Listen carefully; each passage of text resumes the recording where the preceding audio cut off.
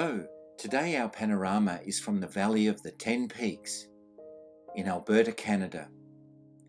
We are standing high up from the shores of Moraine Lake, and we're waiting patiently for that beautiful sun to set low enough in the cloudless sky and for it then to wash its superb vivid light across the face of the mountain range. So with my tripod set up, I shoot 8 images at exactly the right time when the light is at its best. I'm using a suitable wide-angle lens to capture enough foreground, and I shoot on the vertical with about 30% overlap in all my images. So in our folder we have the 8 images ready to go. You'll see that they've been exposed for the highlights and as much shadow as I can without blowing the highlights out completely. This is a backlight photograph, however, and as that setting sun was going down, it created quite a difficult image for me to finish. However, I'm going to show you how we can tweak that in Photoshop today. We take those 8 images into the RAW converter, into the film strip. On the left side, we select all, and then we merge to Panorama. While it's building, we're going to be looking at, first of all, the boundary warp. My favourite, of course, is spherical. I will check cylindrical. We have good foreground, but it's far too fat and wide. We don't want that. So back to my favourite, making sure we have 100% boundary warp, and we've got that lovely foreground that we need to set the image off. Let's merge that now. We take it and save it in the same folder that we have those 8 raw files. Now you can see down here in the left, as it's building, we'll be able to do quite a bit with this image. First of all, take the shadows out to 100% so that we can see all of the photograph in its minute details. We are now going to do quite a bit with the gradient. I'm going to do at least 4 gradients in the sky, setting my exposure right, along with just enough temperature, down low enough, and a slightly warm tint. I'm going to do one on each side, and I'll probably end up doing 3 or 4 just to see what it looks like, and also to get this light even. As we bring down each gradient, we need to adjust the exposure so that we've got that really slow, deliberate grading on the top of the photograph with the sky.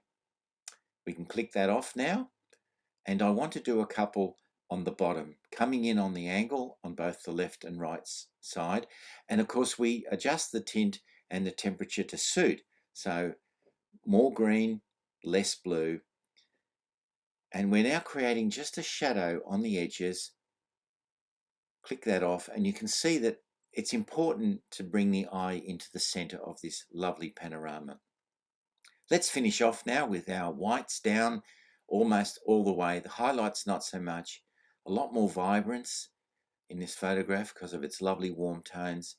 Adjusting again the tint and the temperature till we get that looking how we feel it should. Adjust the clarity and also the texture some more.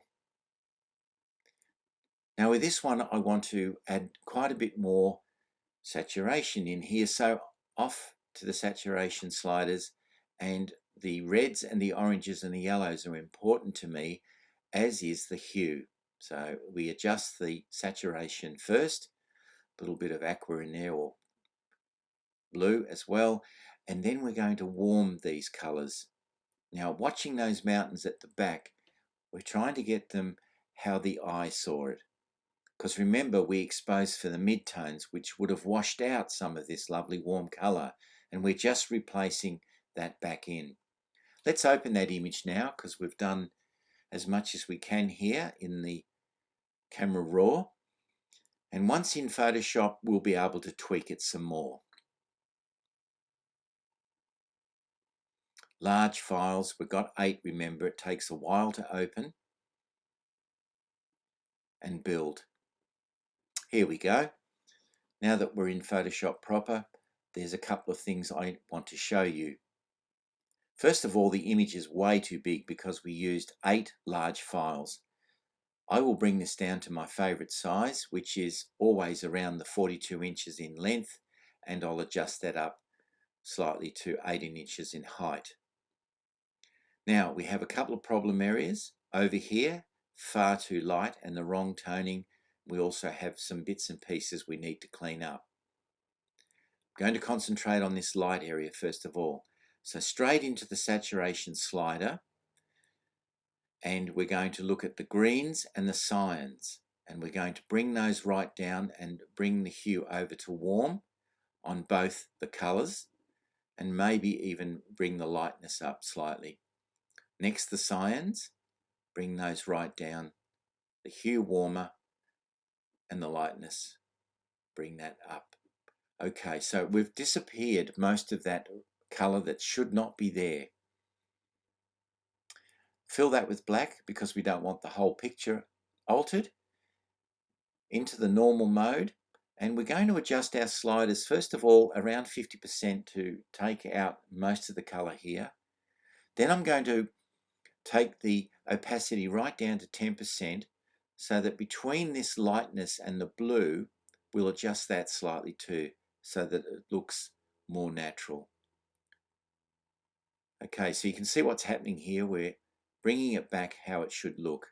And now we're going to take it right up to 100%, adjust the brush, and then just take the final cyan and green out of that photograph in that place. Right, flatten that, and we're going to leave that for a while because I've got some other trick to show you in a little while. I now want to clean up the image, so enlarge it, and using the spot healing brush tool, which is one of my favorite tools in Photoshop. It's a wonderful way to go. And here we're going to take out some of the people. There's a photographer down there. We don't want him in there either. So we take that out. The people over here, we don't want them in the photograph. This image is just for me. I want to be, I want the assumption that this is me looking at this beautiful image on my own. It's a wild, gorgeous place. And although it's very popular in the afternoons, I want it to be somewhat special. Okay, so we can clean up logs. We can clean up this guy here. We don't want him either. Goodbye, fella. And a few other little spots. Now over here, of course, we've got some more people. We've got canoes. We've got little bright spots which actually become eye magnets, and we don't want those either. A couple of buildings through the trees. I'm going to leave some of them because they look quite okay, and that's part of the scene. But the people and the bright colours, I want those to disappear. Now, once we're happy with that, and each picture, of course, has different problems and different amounts of things that we don't want in them, we can now do some brush work. But I will save it first, and I'm going to show you why right now. I want to work on this sky a bit more. So tap in working. So we make a separate file. Back it goes into the same folder where we've got the 8 images stored. Just hide Photoshop for a moment. In it comes. You can see there, it's the working file that I want. Going to take that into Luminar. Now Luminar, I've used this once or twice in my presentations on the panoramas. Has some magic little tweaks, and I'm going to again use the sun rays. When I click on it, of course, that's it. I just want it at the right size. Hit the sun rays. They're going to be in the wrong place. So using the X and Y buttons, I'm going to bring it across to the sunset, or where the sun went down. Now, I don't want the sun rays in this photograph. I just want that beautiful glow. And so I need to work between the sun rays and the sun, and I need to tweak up the glow radius, the radius itself, the penetration, and how long those sun rays are going to be. Each time we use this program, we'll use it in a different way. We want to make the sunlight that we're trying to tweak as natural as possible. And in this case, I want that beautiful radiant glow that was there in the photograph when I was shooting this image. I'm going to export this now back to the folder. So I need to just make sure that it's going into this right folder. Here we go. Moraine Lake, Alberta, Canada. That's where I want it. Click that on, save it. It takes me back in, and you can see I now have the working image, the JPEG with the E. I take that back into Photoshop, and it will sit alongside the one that I've just been working on. And when I click on each photograph, you'll see the subtle difference that I've worked on. So there's that one, and here's the original. All right, so we're going to work on the one that we've been using in Luminar. And I need to do a little bit more with this sunlight. I want to get rid of those sun beams. We don't want those in there. Everyone, of course, looks at their photos differently. I'm going to use the content aware at 100% just to get rid of the rays themselves. And this is by way of elimination. So there's three main ones I don't want there. So I get rid of those. And then I'm going to use the clone tool. So I'll pop on the clone tool and I'm going to adjust my opacity right down. And then I'm going to take a small piece from next to where the sun rays were, and I'm going to work the sky so that the end result is a lot smoother, and we've almost disappeared those sun rays out of the photograph. And I have one more thing I will do once I finish this to just bring that sunlight back, and that is back to the gradient tool. Choose the blue family of color and just the right shade and darkness, and back we come. A couple of strokes, and look how lovely that looks. So the sky has become back to its natural state, but we still have that glow in the western side or the right hand side of the image. Now I'm going to work my levels, because you might have noticed in Luminar it brightened up that whole area on the right hand side here. I don't want that. So by making a mask and filling it with black, then going back to the normal mode, pop it down to 80%, and I can bring some of that contrast back in on the right side of my frame here. And it's actually now mirroring in contrast what's on the left side. Flatten that, and now we can finish off with some tweaking. Going to use a very warm white, almost in a rich cream. And this mightn't be the first time I do it. I might need to tweak this again. Vivid light. Drop that right down to around 10%, 10 or 11, even 12% is okay. Just keep the figures low. Adjust the brush to the size we want. And then wipe through, particularly the pine trees, and I want to make that even a little richer. So I just adjust it towards the oranges. Here we go. That's looking better. And I just brush those around through the pine trees where the light was falling, and you can see we've got contrast between light and dark, and we're basically just tweaking the image to make it look really, really nice. Okay, now I'm going to get a special reddish glow for those peaks in the far distance, just checking the kind of tint or hue that I want, and I'm just going to paint those in very, very gently. So I'm trying to replicate how red the sun has made those peaks, and you can adjust your opacity and work them in. A small amount at a time is much better than trying to do too much. And you can see here that's working. We've got that lovely glow across the photograph, and maybe just a little bit up in these peaks as well.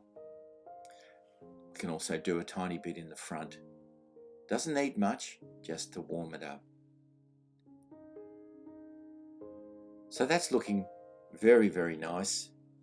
Basically, it's done. So a nice clean white in the blue family of colour, and I'll put a stroke around that, 2 pixels on the inside, so it's a finished image. And when we go to the black screen, it just looks magnificent. That's how I saw that image.